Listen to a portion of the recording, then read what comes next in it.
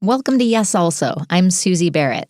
My guest today is beloved LA improviser Santina Muha. You might know her from the TV series One Day at a Time, or in the improv world as a part of UCB's Herald Night, and the star and producer of the improv show Rollin' with My Homies. This is a great episode that hits a lot of corners that we haven't explored before on this podcast. Santina is a wheelchair user and talks really openly and hilariously about the challenges that presents in an improv show, as well as her tactics for giving disability a voice in the comedy world, and her hot takes on the traditional representation of disability in pop culture. Anyway, she's a great improviser and a great friend, and I hope you get as much out of listening to this conversation as I did out of having it. To hear part 2 of this episode, go to yesalso.supercast.com, and if you want to help us out but you can't afford to subscribe, no problem. You can do us a huge favor by subscribing to us on YouTube for free, and if we hit 1,000 subscribers there, we can start monetizing.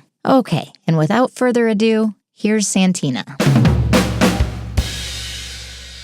Santina Muha, the one and only. Welcome. Hi. Hi. Actually, I am the one and only. I don't think there's one other Santina Muha in the world. I think Is that right? Have you Googled it before? Yeah, I mean, it's not a common name combo. I mean, it's zero. It's just me, I think.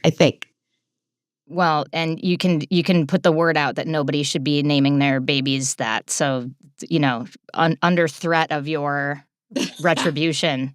I Googled my name one time, but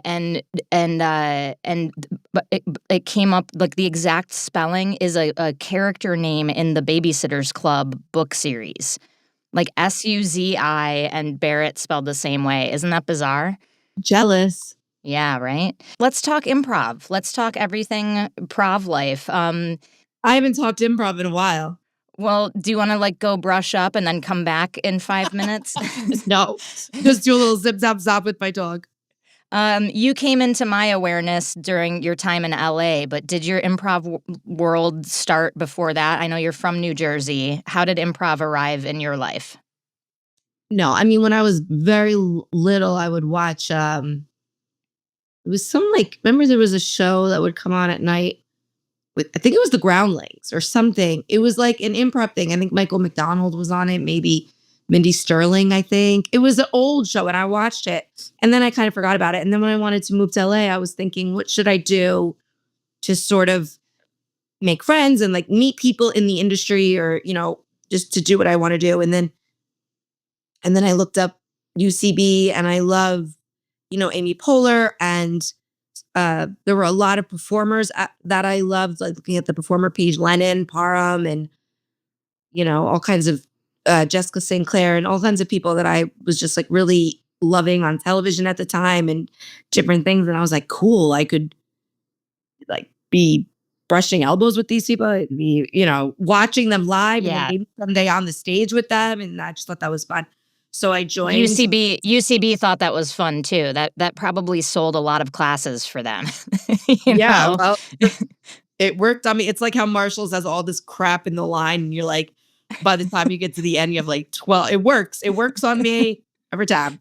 So, Lennon Parham, one of the geniuses of our time, is the Marshall's crap of of comedy. I mean, no. But so then I just thought that would be a fun thing. Also, I just thought it would be a fun thing. I liked the performers, and then I decided to just give it a go. And then, much like many people, I became quickly obsessed with it in a way that I don't know if I've been that obsessed with many things, where it was just consuming my day, where there was a point at some days I was like, I have been in character more hours of this day than I have been myself. Because I would go to boot camp in the morning, and then I'd go to a rehearsal, and then I'd go to a show. I'd go to a show, and it was like, who am I? So that is so relatable. And I don't think anyone's called that out loud on this before, but that's so true. It's because often also when we're spending time alone, we're not playing as ourselves because we're just doing laundry and dishes and stuff. So if you don't speak a lot when you're at home, I talk to my dog sometimes, but Yeah, to have more dialogue in your day be character dialogue, then that's so funny. So you became obsessed. Was did improv do something for you that regular theater and acting didn't do for you? Or did it open a new doorway in terms of your life goals? Did it scratch an itch that other things didn't scratch? What was it doing? Well, first of all, I hate memorizing. I just Mm. hate it. So, I mean, I don't like memorizing lines. I don't like going over things. I'm an overthinker in general. So, if I have to prepare something, sometimes it's just like way more stressful than it probably is supposed to be. So, I liked that I didn't have to, that there's really not much homework in improv except for play games with your friends, basically. And so I was like, I could do this. Um, I don't know. I was an only child until I was 13. So I think that was like a fun throwback to, being able to be like I said, play games with your friends. Like it really did feel like I was an adult, but we were playing games. We were, listing things and I don't know, doing weird things. It felt like, yeah, I think it's like, I'm sort of like, this is going to sound, ugh, but I think like I grew up watching 90210 and Melrose Place and stuff. And so like I've like always sort of been kind of cool. Just I have, and it's because I've sort of watched these people and emulated, like have this sort of way about me that's like Brenda Walshy or something. And Yeah. there is no Brenda Walsh. I mean, in improv, she was a serious theater actress, but when you're doing categories, there's like I said, zip zap zap. There's not a coolness in there in them. It doesn't feel Careful, it doesn't careful. feel cool. I Yeah. remember there were times in boot camp that I would literally think if random person from my high school walked in the room right now, I would go hide behind the curtain because it's Mhm. embarrassing. But it's like fun. But it was also like a part of me that like wanted to not be cool or act cool all the time. By the way, I want to say this in defense of me acting cool. I do because it's true. I mean, so like I use a wheelchair if they didn't know that, and so I felt like I had to overcompensate for that as well and try to be even extra Mm. cool because the kids in my school were kind of like, "What? You're different. What is that?" And I was like, "Oh, really? Mhm. If I'm so different, why am I smoking a cigarette?" So I tried to be overly cool to sort of like, not that being in a wheelchair is not cool, but when you're in middle school, it's sort of being different sometimes. I think it's better now, maybe, hopefully. I don't know. Maybe not. It's interesting that during those formative years, part of your personality choices or like your identity choice was like preemptively counteracting potential bullies, like getting Yep. ahead of the bullies by being like, guess what? I'm confident, I'm funny, and I'm smoking a cigarette. So do Yeah. you want to like come at me? Um, do you do you feel like you had that? Because you just seem so innately confident to me and so innately cool as a person. Do you feel like that lived in you before your car accident and like before you were in a wheelchair? Like these are personality traits that are kind of like codified later anyway, but like do you have a sense of that? Like were you a super ballsy, hammy kid? Yeah, I was. I mean, I was 6 when I, had started using a wheelchair when I had the accident. So I wasn't like, I mean, but as far as 5-year-olds go, yeah, I was a pretty cool 5-year-old, I would say. Like I had a lot of friends. I was always very Mhm. willing to go up to anybody and talk to them. And um, yeah, I would say I was always sort of hammy and confident. And I was the firstborn in my family too. So like the first daughter, the first granddaughter, the first niece. So for a lot of people, so got a lot of attention, and I definitely ate it up. Yeah, Italian family, right? Yeah, Italian Jersey. Yeah, so a little bit we can guess like treated like a princess in some ways, like yeah, and I was yeah. bilingual. I spoke Italian and English like perfectly. So a lot of party tricks, a lot of like Santina, do this read this poem in Italian, and I would do it, and everybody, oh my God, I've never seen this, and I loved that attention. Of course I did. God, imagining a tiny you speaking fluent Italian shatters my heart. I can't. Oh, Oh God. Are you still fluent? yes, but like my nonna, who I spoke to every day on the phone several times a day, she passed away in 2009. Mm, So I'm like, and we spoke Sicilian, by the way, the dialect. So I don't, yeah. it's a little different than Italian, some words, many words. More But swear word heavy. yeah, it's like the streets of Italian, probably. Yeah. Um, but so there's a lot I forget now because I'm not speaking it every day like I was. But it's one of those things I think a lot of people who speak two languages and don't get to will say this.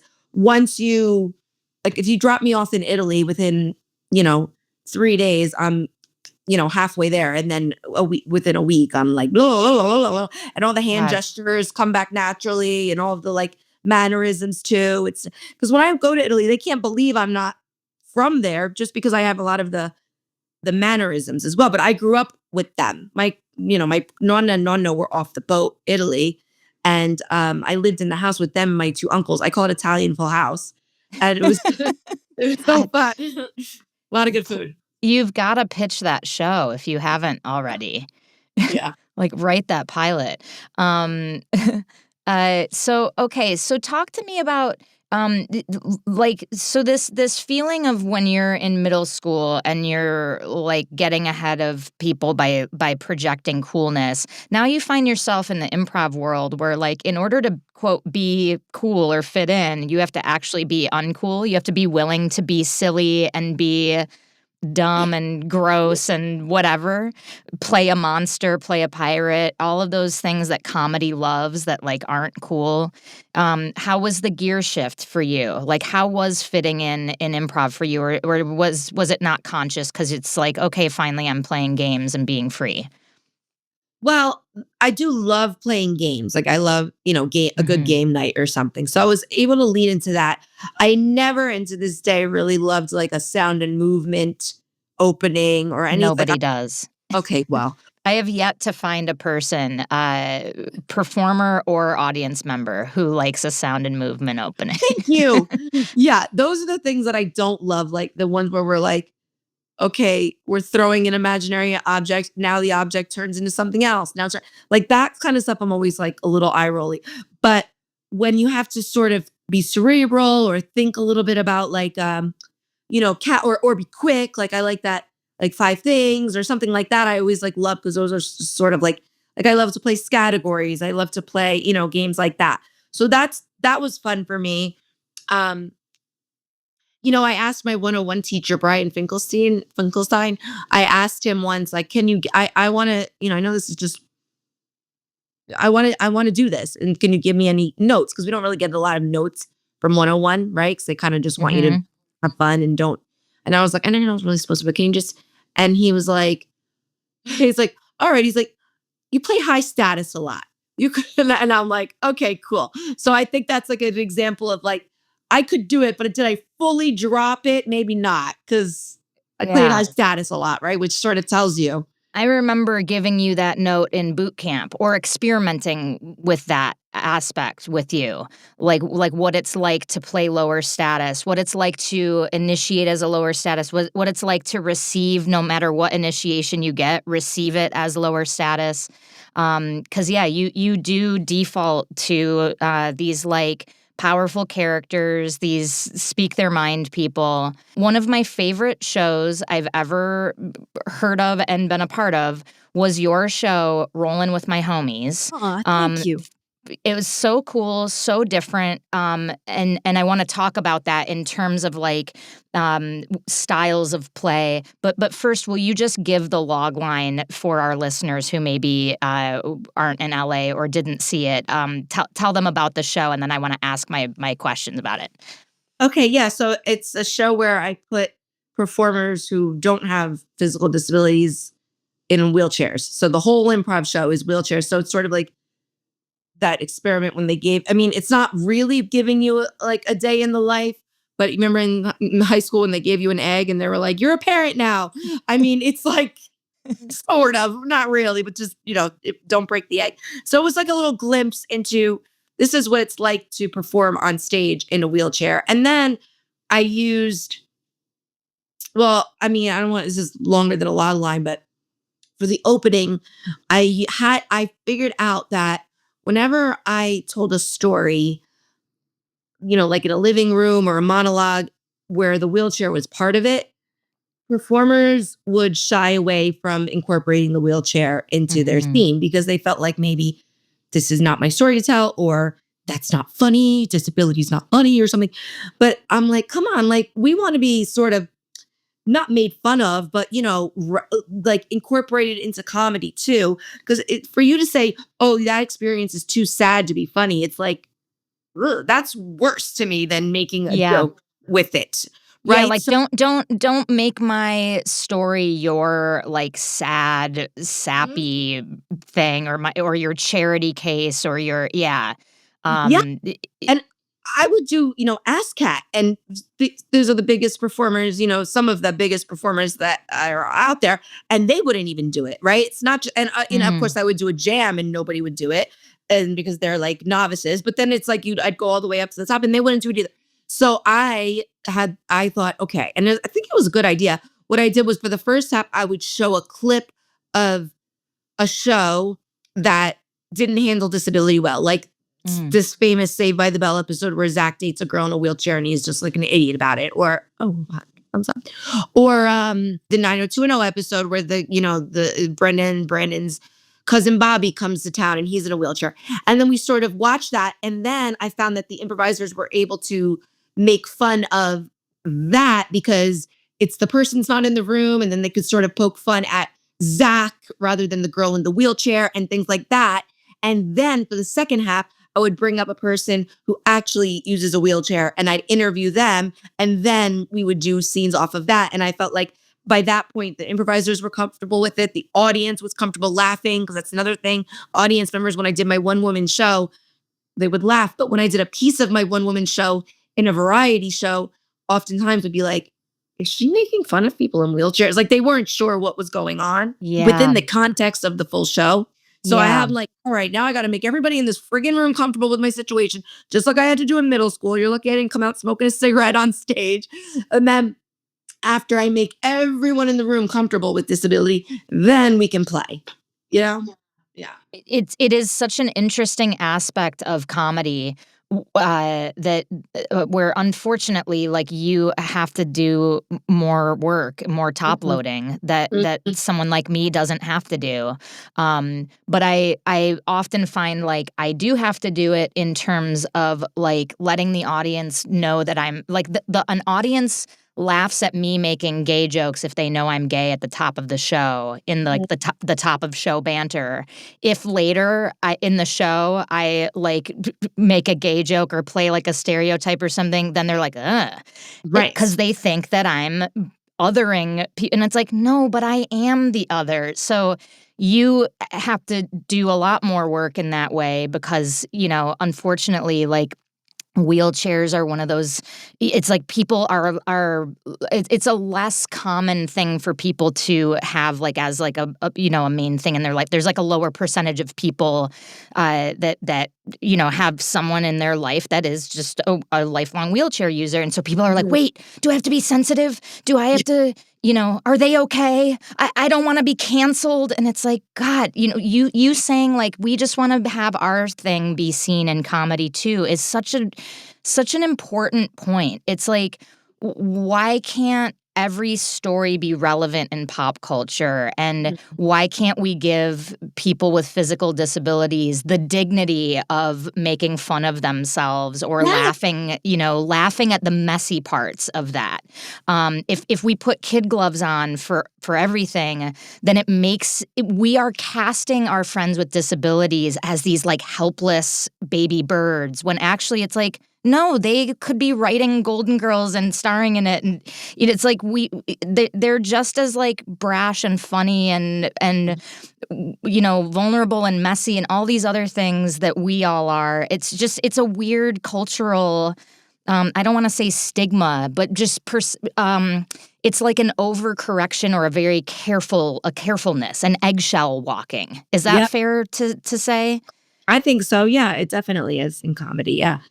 Rolling with My Homies was such a great sort of like explosion of all of that. I felt like you just like took TNT to the whole thing and were like, look, we're gonna have fun here. And it's kind of two shows at once because it's like the aspect of us like picking apart and making fun of the shitty treatment of the topic of disability from these shows. Like I think ours was a clip from Golden Girls. When I did the show? Is that right or no? Yeah. Yes. Yeah. Yeah. When French meets, this was such a trope in the 80s and 90s.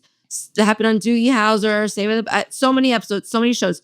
They would meet the person sitting like behind a table or over the phone or in a pool or something, ask them on a date.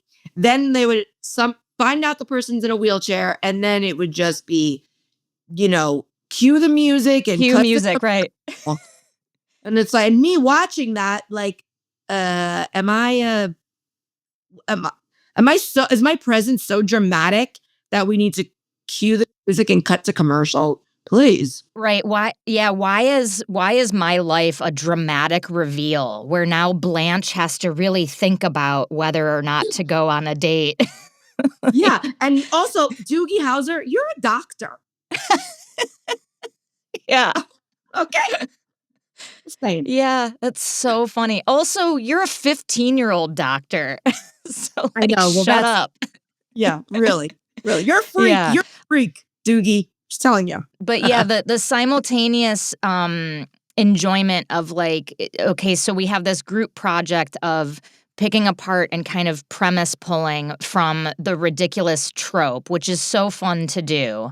And then simultaneously, there is like a real interesting project to like people who normally do not use wheelchairs moving around the stage in that way. And, and you're limited in your physical initiation choices. It really is like oh, whoa, this is a day in the life. Like, oh, okay, how do I play characters? How do I show that I'm like being a different person now? How do I edit? How do I tag? Oh, edit, the bane of my existence. How many times I go to edit something, like sweep edit, and because I'm so slow or because I don't have that like trot into the edit, all of a sudden they think I'm entering the scene at the height of the scene.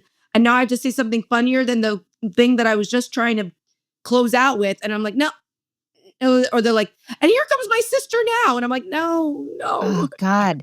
Yeah, because also a lot of sweep edits, especially during sold out shows where like people are sitting on the stage or whatever, like I find I have to like turn to the side or kind of like, get like shimmy through people. Yeah, like if you're having to lead with the width of your wheelchair and it's like, yeah, how do you get there as quickly as others? My favorite move that would happen in the Rolling with My Homie shows is when somebody would go to the back line, but they'd be like, they'd face the, go like straight back. And now they're facing the curtain and there's two people in wheelchairs on either side of them, so they can't turn around. So now they're just facing the back wall and they're like trying to get out of it, but not distract from the scene. Very funny. Every scene becomes a urinal scene because they're just against the back wall. Yeah.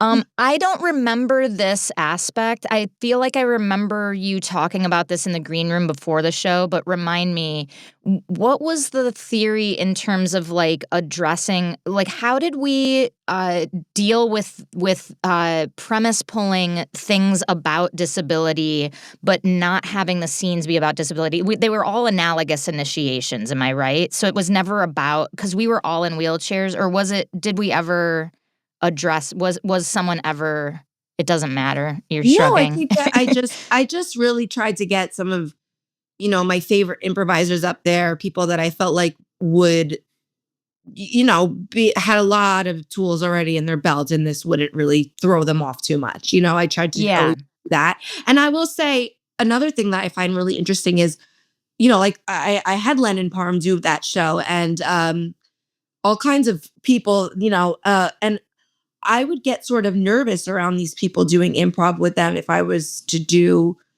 some regular old improv show, whatever, and I was on stage with them, I'd be nervous and that would make me perform not my best sometimes. But I never had one bad show or scene. I never left a Rolling with My Homies show like, oh God, that was my worst show ever. And I think it's because I really did feel like not that I had the upper hand, but well, first of all, I don't think everybody understands how big eye level is. Talk Eye to me level. about that. Well, it's, it was just nice being able to be like face to face with people in those. I didn't feel like sort of my stature, wasn't, not that I ever feel like below people, but I just was nice. And then also, yeah, the fact that I had this sort of, maybe I did have a little bit of an upper hand in that show because I knew, I had the experience. I had to help some of these big performers, like I said, just turn around, Right. So I was sort of mama bearing one on stage, Horatio kept almost flipping backwards in his chair, and I kept having to grab his chair and hold him down in the middle of a scene. I'd have to like jump out and hold his chair down. How is And that even so possible? Was he trying to pop wheelies? I think he was just thrashing about as he does, or something. I don't know. But I kept having to like, "Bleh." And so I really did feel like I, was wearing like so many hats, but I was like just doing it. I was doing it, and I felt like it really put me in a good, like in a nice position. And I don't know, I liked it. And then afterwards, we did a Q. Remember, we did a Q&A with the audience. Yeah. Talk to me about that. What did you get out of that, or what? Well, I remember telling everybody before every show, the audience, I'm gonna ask for questions, and nobody's gonna move.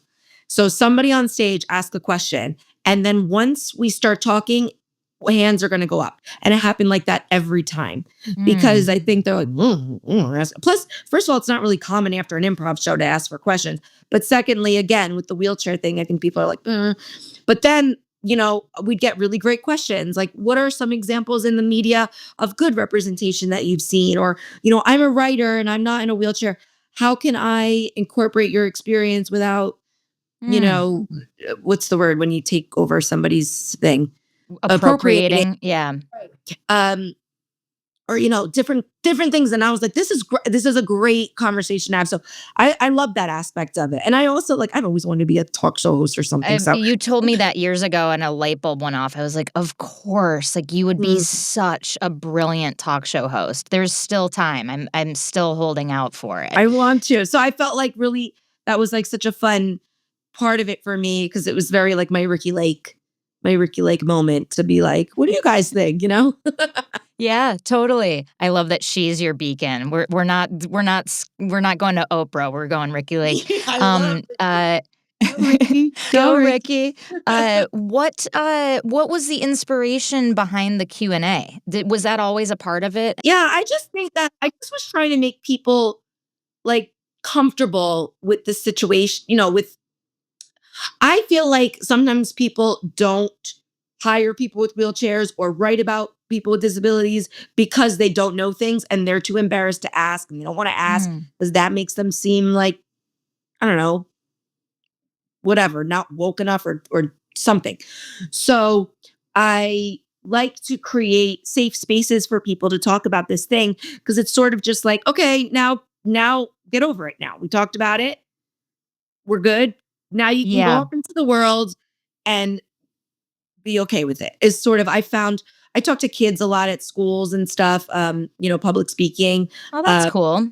Yeah, I just feel like it's good to just face it, talk about it. And then I feel like people, because I know everybody that knows me, whether they've gone on one date with me or, were in my elementary school and didn't even interact with me, but just saw me in the hallways.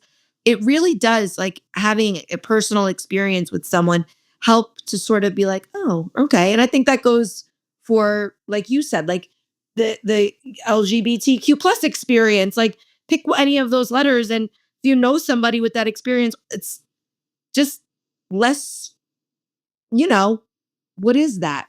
Not that it's just anything, any minority. I think people are kind of like not afraid, and maybe they're not even like afraid. I'm not saying they're afraid of the person, like, oh, they're gonna eat me. No, I think they're afraid to maybe mess up in front of the person or say something wrong in front of the person or insult the person or whatever. So I want to I don't know. I'm just trying to however I can. And I'm like always looking for a bigger platform to do that. So like I said, I can do it one-on-one with my friends and my siblings and my, people in my schools, but to have an actual stage and be in front of people, I'm like, don't lose this opportunity. Let's talk about it. I'm always Yeah. looking for bigger platforms to do that.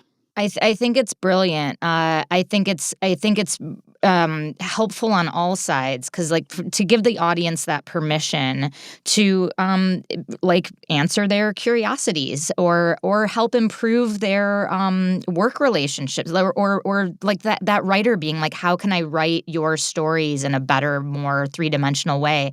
I think is great. And then also for you to have that forum and platform to speak all these things in a lighthearted, humorous, level playing field where they've just watched a comedy show. We're all friends here. Yes. Nothing is precious or too serious. Nothing is off limits. I want to say, like, I came down hard at the beginning of this of like, yeah, and people are kid gloving and blah, blah, blah. And I do want to say, like, with empathy, I think it comes from a good place. I think people are worried about being offensive or othering or whatever in a way that, especially in recent years, there's a lot of like training and education about things like microaggressions, and it's like you don't want to cross a line with someone that like puts a spotlight on them in a weird way or something. So I do think people have good hearts and it's coming from a good place, but if the audience could see, you are so deeply rolling your eyes that your eyelashes are going to fall off. Well, because I'm from Jersey, as we know, and I can't tell you how many times I've had to say to my friends, like, all right, maybe don't say that again. But that's it. Move on. And then we move on. It's like, nah. And also, Yeah. sometimes I just go, oh, that guy, oh, yeah, he's a jerk. He always says, you know what I mean? I'm like, well, he's a jerk. But, like, I think I would rather be in a even though sometimes my friends will sometimes say things that I'm like, oh my God. And I'll even say, like, just so you know, nobody would ever say that to me in Los Angeles. But that being said, appreciate and want to be treated like, these guys, mostly got my guy friends that say this, and they're sort of like razzing each other all the time. And so, as much as like, in a way, sometimes I could be like, okay, too far. At the end of the day, I'm like, well, you know what? I do love that they just see me as one of them. I do like that, Mm-hmm. But it is like, I understand it's touchy and it's a thin line, and not everybody is everybody has different levels of sensitivity to these things. So I happen Yeah. to not be super sensitive about it. And I happen to be very willing to be like, you shouldn't say that. That's messed up. I'm happy to just say that and not storm off or whatever. Yeah. Personally. The other Yeah. people, everybody's different. And I respect that. Talk to me more about, you brought up the eye contact thing.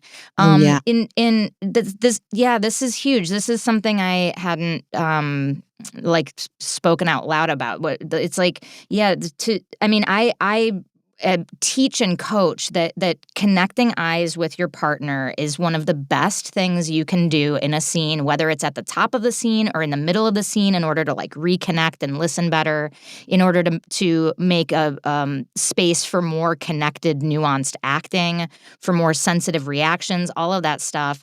I completely didn't consider that, of course, because your eye line is at a different height level, that would be a bigger challenge for people and for you in scenes. How did you get around that, or are there things that you landed on that were good tactics for that, or talk to me more about that. I mean, I think, what's that game? Categories or pointies or whatever we would call it, where you Yeah. all circle. I can't tell you how many times I would be last in that, picked last for that. Like, who's left? Who's left? And it's like, me, because everybody's standing in a circle and they're just sort of looking eyes to eyes to eyes to eyes, right? And nobody's thinking, so people aren't thinking to look down. So I would say probably 80% of the time I would be last within that. But as far as like trying to meet people's eyes energetically, I guess is the only way to try to do it. And, maybe it's funny because you would think, right, as we said earlier, that I play high status, that one way to look at it is I would play low status all the time because I feel like I'm not being paid attention to or I'm lower. But maybe that was, again, my way of overcompensating, Yeah. and having to bring myself up so that you have to sort of see me, maybe. That would be my hunch. It's like, yeah, because in order to grab someone's attention, you've got to be like, hey, listen, you speak more loudly, you put a hand out, you Mhm. forcefully and confidently go to the center of the stage. You Yeah. lead with your chin and your chest. It's like get in their face a little bit, or speak with volume, speak with power, Yeah. intensity. That all makes so much sense. When you play low status characters, do you find that like less comfortable because it isn't your first instinct, or do you find a lot of fun in that because it's different? It's fun. If I can actually do it, it's usually kind of fun. Because it is sort of different from who I typically tend to be. So it's always kind of, I think, fun to Hmm. play against character, but it's just, yeah, it just isn't my go-to. Um, let's talk about you're a working actor. What has improv done for your acting career? Have you noticed like that improv has helped in any way in terms of auditions or being on set, or and if so, how? Oh my God. Okay. Well, I think, yes. I think that, first of all, what it did is just, I mean, most of my jobs that almost every job that I got in the beginning of my career came pretty much directly from being a performer at UCB. So they would just come, whether it was they looked at the performer page or they to know somebody who knows somebody, or they'd come see a show and they'd go, "Oh, cool, she's funny, and we can check off a box. Let's put her on the thing." I mean, I don't know what people say, but you know what I mean. So, it was a good way for me to sort of meet people and just immerse myself in that world. Because how else do you really get to do that? I guess acting classes and things, but so that was one way. And then in terms of just like having that skill set on set, I would say, yeah, it does make me, well, you get so much practice. Like I love doing a multicam uh show. That's like my favorite thing to do because I love feeding off the audience. 100%. Yeah. And my favorite thing to do is get an alt line on the spot. You've Mhm. performed this line all week in rehearsal over and over and over and over. You say it, it gets a laugh. And then the writer comes over to you and goes, "Okay, you ready? Now we want you to say this." And I'm like, "Yes, it's gonna be the first time I ever say it, and it's gonna be the funniest time I ever say it." Because it's Right. just a thing that's like fresh. So I Yep. love that, and I think that probably people who don't improvise as much are probably less comfortable with that. Like they want the line they've been perfecting all week.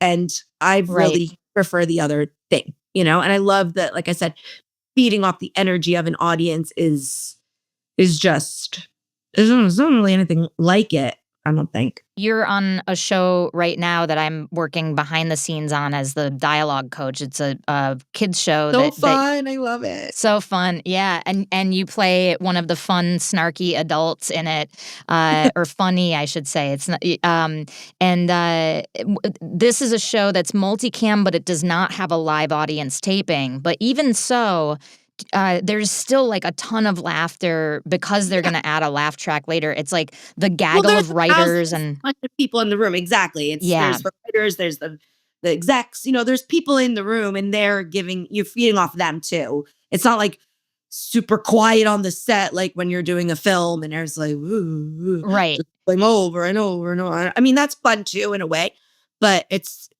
like a less playful. Well, I mean, also it's a Disney show, so it probably feels even more playful. It's fun, yeah. Those Disney shows feel to me like the closest thing to doing plays in high school as Yeah. TV can get, because it's like a slightly bigger, broader thing. There's like maybe broader character choices or bits that you get to do, and it is like multicam. You rehearse it, you do run throughs, and then you tape it. So it feels Yeah. like rehearsing for a play and then having opening night. Yeah, and I'm Um, really proud of this in character in particular because I have been saying for years that they should put somebody, in a wheelchair on a Disney show. And I would say, make them the teacher, make them the neighbor, make them the whatever, the aunt, the fun, kooky aunt. Because like I said, kids, once they see it, it's demystified. They can go on with the rest of their lives knowing that people in wheelchairs can be teachers, can be wives, can be whatever, right? So can be single dog moms. But so I love my life. so I've been saying that for years. And so the fact now that I'm the teacher in the wheelchair is like, I secreted it or something. So I'm really proud of this. And I think that it is going to be really cool for kids to see a teacher in a wheelchair have nothing to do with the character being in a wheelchair. We never talk about it ever. It just doesn't matter ever. Yeah. And I think that's great. That's great. Yeah, it's unlike the 80s and 90s. It's not a part of the plot line. They don't cut the commercial every time I introduce a new lesson plan. Right. Yeah. Or you wheel out from you wheel out from behind the desk and everyone's faces turn very somber and a minor chord plays on the strings and we cut to a Sensodyne commercial. Yeah. And I'm like, okay, it's March, class. We've been doing this for months. Right. Let's go. Yeah. The homework is. In the reality of this TV universe, you have been in this classroom with me since the fall. Yeah, that's so funny. You just mentioned you were like, I secreted it, which speaks to my inner vision board user, inner and outer. I shamelessly vision board at the beginning of every year. Are you genuinely someone who manifests and who like journals and vision boards and sets dreams like that? Yeah, I do. I think, I believe in the magic of it and the science of it, right? I think you put your energy towards something and you're going to move in that direction. But there have also been just too many examples of weird things that I've just thought about or sort of like daydreamed about that have come true. Super, just, I don't know. It just feels like kind of magical. And why not believe in that? Who is that hurting? Yeah. One of my favorite quotes that I'm going to butcher is from a quantum physicist who was like, not only is the universe stranger than we suppose, it's stranger than we can suppose. Like, we don't even have the ability to understand how weird things are. And so why not? If you have to believe in something. Yeah. And then to get really woo, when I had my car accident, I had one of those out-of-body experiences and near-death experiences where I crossed over and I was in like this celestial place and I wanted to stay and I had to come back. And it's a story for another podcast, but I will say that you can't get that toothpaste back in the tube. You know what I mean? Mm-hmm. Once you see that you just can't. I saw that. And I don't have to, if somebody doesn't believe me, that's totally fine. They need to see that for themselves. I don't try to convince anybody. No, it happened. Like, you don't have to believe it. I know what I saw and what I felt, and I'm going to live my life with that, memory in my soul. The memory is more in my body and in my soul than it is in my brain too. That's another thing. That's because it's hard. Like you said, I can't even like put into words what it was. It's more of a feeling, and it's like you just said. I can't even explain it in this dimension what happened. You know what I mean? Try it in Sicilian. Madonna mia, ma che ho successo. Speaking of can't put the toothpaste back in the tube, I can't unhear that you just said that, and I can't believe we've never talked about this. I have to unwrap that gift a little bit. Like you literally said I can't explain it, but like you could visibly see beings and yeah, can you describe any of it? For part 2 of this episode, go to yesalso.supercast.com. If you like this podcast and you want double the content, head over to yesalso.supercast.com and subscribe. You can also help us out for free by subscribing to us on YouTube and talking us up to your improv communities. If you have a question that you'd like us to answer in one of our Q&A episodes, or a topic that you think would make a great bonus episode, put it in a 5-star review. If you're a theater who would like to host us for a live recording and improv show, let us know at yesalsopod@gmail.com. A very special thanks to our producer, Ryan Rosenberg, audio and video editor, Brian Kessler, and social media czar, Britt Faye. Thanks for listening, and we will see you next week. No, we won't, Suzi. That's not how podcasts work. They won't even see us. They will listen to us, so it's actually the opposite of both things you said. Thanks for listening, and you will listen to us next week. Maybe. We don't know.